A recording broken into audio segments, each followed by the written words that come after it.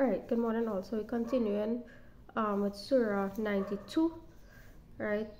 And it's entitled The Night, right? The night, by the night when it covers, and by the day when it appears, right? And by the Creator who created both night and day, and by He who created a male and female. Indeed, right? So God, Allah is telling us that, Allah is telling you that your efforts are diverse, right? Your efforts towards righteousness are diverse, right? Whoever is looking at this video, or whoever comes across this video, right? Your efforts towards righteousness are diverse, right? As for he who gives and fears Allah, meaning fear any consequences to your actions, and believes in the best reward, meaning Allah itself. Allah is the best reward, right? We will ease our actions towards Allah. Allah will ease you towards ease, right?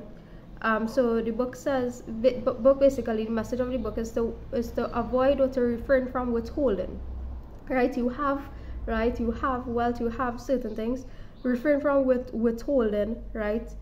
And also know that Allah is free from need, right? We are not free from need. We are just human beings on earth, right? We are not free from it. We require sunlight, food, shelter, clothing, everything in this life to sustain ourselves, for sustenance on earth. So Allah is the only one free from need. So once you consider yourself free from need, you consider yourself a God, right? And we are not gods on earth, right? So refrain from denying the best reward. Best reward is what? Is wisdom, right? Wisdom, knowledge that can lead you to a better understanding of God, right? So you deny that, right? And you will be eased towards difficulty. Allah is saying that He will ease you towards difficulty instead of ease. If you deny, right? You deny the message, right? You deny wisdom. You deny the knowledge that can help you, right? To elevate yourself, right? And you will encounter more difficulties in life. So the straight and narrow path is a difficult path, but it is the easiest path, right? And understand what I'm saying. The straight and narrow path is a difficult path, right? But it is the easiest path to avoid obstacles in our lives, right? Because when we take all these round things, right? Something happened to us, we have an impulse reaction to take a drink. We have an impulse reaction to have sex, right? Something negative happens in our lives. You have a falling out at home. You have an impulse reaction, right? To just go by anybody and have sex. You have an impulse reaction to drive to the bar and drink, right? And when you do these things actually have a spiral, a run-around effect, right? That comes around back again to teach us again, hey, that's not the proper way to respond to a situation, right? So the more you do these things, the more you're going to see that it is actually a roundabout way to learn your lessons, rather than calling it quits or trying to call it quits and ease yourself out of it in the first place, right? Ease yourself out of what? Impulse reaction, right? Impulse reaction in terms of your actions, right? So what will your, and another thing is retail therapy that females like to do, right? You have a falling out with your husband or your boyfriend or something, right? You go to the mall, right? You go, that is first impulse reaction, right? You have a closet full of clothes and you don't know what to wear, and you have a closet full of clothes, right? But your impulse reaction, right? You have a falling out with your child, with your husband, right? Impulse reaction is to what?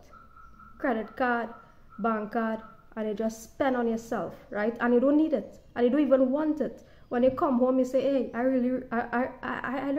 really like this, right? I don't really like this piece of clothing. But your impulse reaction, right, is to rush and spend money on clothing. You call it retail therapy, right? Therapy on yourself, right? When you do really want it, you do not really need it. You could take that same money, you could do something different, you could help somebody with it, right? Because you really do not need all that clothing to survive, right? And you really do not need all that clothing to sustain yourself. And you already have an entire closet full of shoes and full of clothing and full of handbags, right? So watch how we respond to things, that situations that happen in this life. Remember that life is a test, right? So what will your wealth avail you when you fall, right? So the book is asking, what will your wealth avail you when you fall, right? So incumbent upon you is guidance, right? And to you belongs the hereafter, right? So refrain from avoiding denying the message when it comes to you. Refrain from avoiding the message of righteousness, right? Because as much as you ignore it and avoid it, right? There's a saying which is actually one of my favorite sayings, right? Sometimes, and is a saying that makes you question and wonder, right? Sometimes you meet your destiny on the path that you took to avoid it, right? Sometimes you end up meeting your destiny on the path that you took to you try taking to avoid it, right? So as much as you take round ways of being to avoid the truth, right, it will eventually, you have to come face to face with yourself, right? So give from your well to purify yourself, right? Right, and don't seek favor, be rewarded, or expect, right? Do not expect anything by this given, right? You give something, you give of your heart, have no expectations, right? Seeking, talking about people who have, right? Because I mentioned in previous videos that, hey, this could also be if people could take advantage of you in this way, right? In terms of you already do not have, and you are given, and you allow yourself to be taken advantage of, or you allow people to take advantage of you in this way, right? If you are in certain class positions and so on, so on, so on. Islam really ties up the whole scenario, right? We are referring to people who are secure and they have a lot of wealth, and you don't hold back in terms of what you can or you are able to give, right? This is what I'm referring to, right? So seek the face and the acceptance of no one else but Allah, right? You don't need to seek approval of anybody else in your giving, right? In your charity works, in your work that you do, right? Seek the approval of Allah and Allah alone, right? In that endeavor, right?